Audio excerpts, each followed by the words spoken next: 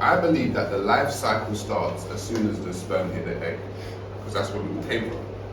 And so to get rid of that process is getting rid of life. And so to get rid of life, to me, is murder. A lot of people don't see it that way. A lot of people say, oh, before 3 months, the baby isn't really a baby.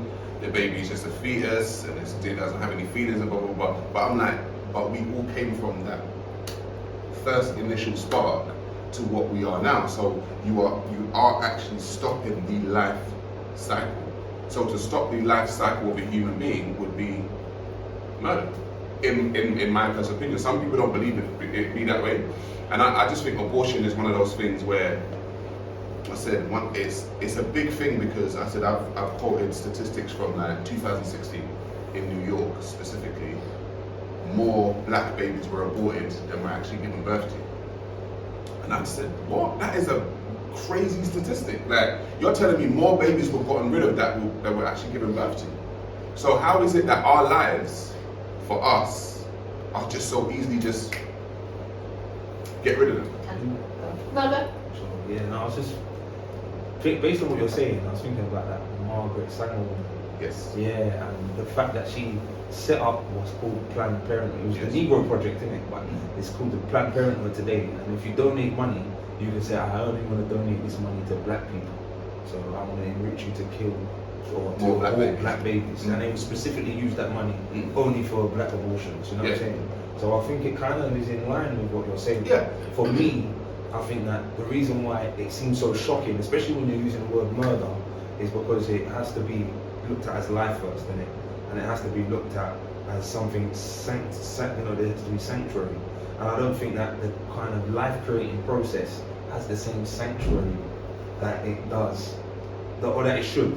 So when it comes to terminating that sanctuous process, I think it's kind of easy. But we're always told when there's a pregnant mother around, treat her like this, make sure that. So we do treat pregnant women like that because we know there's a life growing inside you. But it's like all of a sudden it's just like, no, get rid of the life. But we treat it as a life. And even when you use words like termination, that tells you what it is. If I said, I'm going to terminate this guy, you're like, what, are you going to kill him? No, I'm just going to terminate him. It's like what? It's true. But how do you get away from that? Even if you think about work, when they say it's a termination, it's an end your contract. Yeah. It's an end. Yeah. Oh, you're finished. It's getting rid of. Yeah, that's what I'm saying. But you know what, I'm not gonna lie, watching it, I was a little bit triggered. Of course. Right? And it was more so, do you know what, the thing that triggered me more so was the statistics. Not like to say I thought you made it up, but I was in my head, I was thinking, where the hell did you get statistics from? Yeah. And then I also looked at, Did you look at I'm not gonna lie, I didn't. Right, okay. But what I did look at, well, I was thinking, okay, whether it be here or the US, we're a minority. So which I did take into account. Yeah. As a minority, when you read any sort of reports, one, I'm aware from whether it be uni and just other studies I've done, whenever reports come out, they're always behind. You never get it up to date because it can't be, because the time hasn't rolled over yet. So you've got a combination of that, and the fact if you go somewhere where you have a large proportion but of a minority, the numbers and the findings are always going to be significantly higher.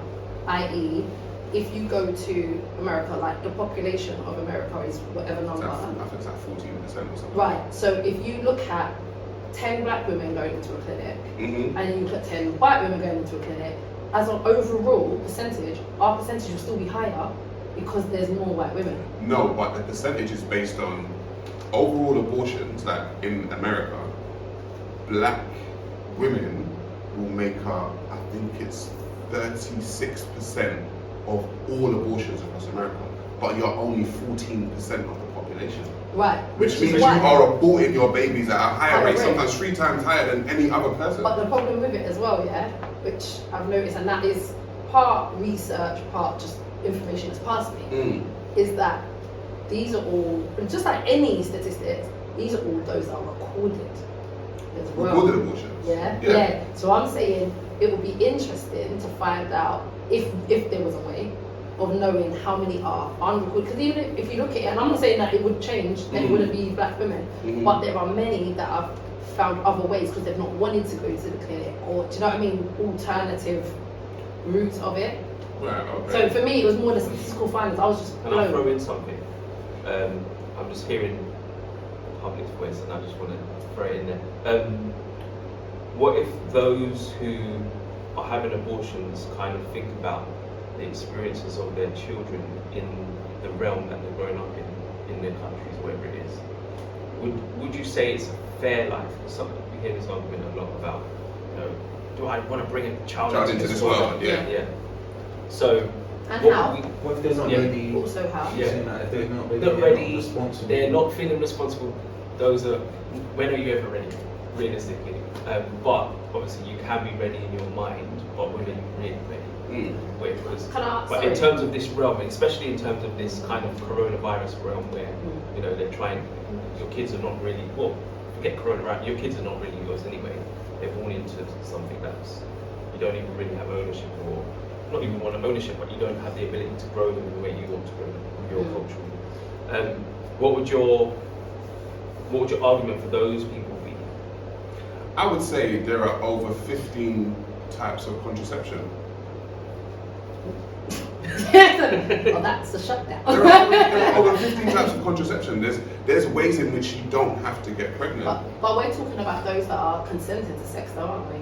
Right, How so- many of those abortions are Right, got down so to 2% of non-consensual sex? abortions are because of non-consensual sexual rape or molestation. Only 2%. So 98% of abortions are because of what they call bad sexual choices. And I know you brought up contraception. Okay, but we're coming into a time where we're talking a lot about women's health and stuff like that. So a lot of women are ruling out pills or it's Coil and oil. injections and Yeah, a lot of them are ruling that out because Right. they feel like that's another way where we've been all infiltrated in our health by the medical system. right. So then we're down to a condom. We're down to a condom, Yeah. or we're down to abstinence. Oh, abstinence. Yes. What does that mean? Don't have Don't sex. have sex. Listen, I'm very eager. Go. No, because I know you was talking about the 2% of the statistics, being rape, molestation, but there's also this thing where I'm sure it's a topic that's come up, but people taking off. I don't know what it's called, but They call it stealthing or something like they that. take off the condom without the woman knowing. There's that. No, it No, happens. Like, how often does that happen though? Like, More often, say more often than you think. Have you not experienced that? No, like, not Oh! No. Let me go on to my That was shocking. No, I'm just saying. Just saying. Wait. But it's a thing. And it's a lot. When we're speaking about all of this, it's all good, it's cool, but accountability. Yeah. We already said how sex is not a game. If the condom's not bulletproof, if all these different versions of contraception ain't 100% gonna protect you, don't play around. Yeah. You can't play around. But people continue to play around. Have sex, as you said, just don't have sex. Control yourself. But they can't. No, I They've know, been programmed. but then it goes into other things now. It's like, okay, so why are you so quick to have sex? What can't you see that lets you know this is not to be played with? And then we have to think about what we've been taught. Porn, all this kind of shit. People are just having sex just to have sex, but there is no way that we've been taught to where we know, do you know what? This is something that's sacred. And you only really indulge in this if you're absolutely sure. And obviously you can't be absolutely sure, but our teachings that we've gotten, it's a mess. It's a setup for termination and stuff. So it's And they enable it through the programming and the schooling and teaching. It's mad. They teach you to have sex with it. They teach you to also kill. right.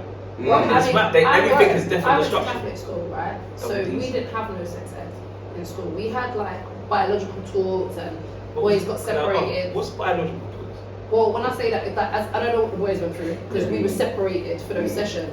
So as girls, we spoke about like menstruation, changes in the body, all of that kind of That stuff. sounds like sex ed to me. But this is the thing. But we spoke about it without sex. So we were talking about when your body is going through the changes. Not the sperm meets the egg. None of that. Wait for that. Okay. Okay. I'm coming to it. So we had that talk. So literally, girls, if this starts happening, it's normal.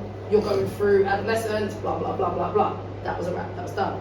Now, some of us learned sex ed, and like myself, because I did child development. Yeah. So obviously they have to, but they try to switch it up, and it comes from a scientific, biological angle. So it's obviously sperm meets egg. So we will tell you the process of how life comes. Right. Okay. But they don't actually talk about sex per se. So you might see a little image in a textbook of, okay, the penis enters the vagina, because we have to tell you that. But in terms of that, like the relationships and doing this and doing it, no, it wasn't done.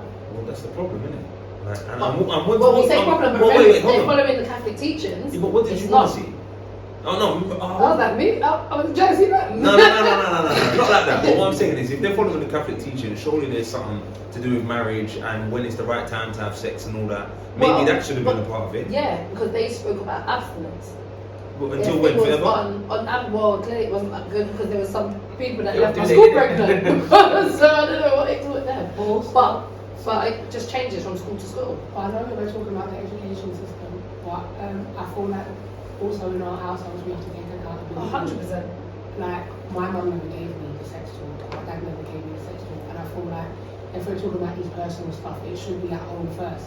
Because if we understand how the system works, they're not going to give us the information that's needed, like, or in the ways that it should be taught in. So I feel like there needs to be, when you get back to more accountability, the parents as well. And it's funny, I had a conversation with a group of, I would say, the aunties, and I was like, so how come you didn't have this conversation with us?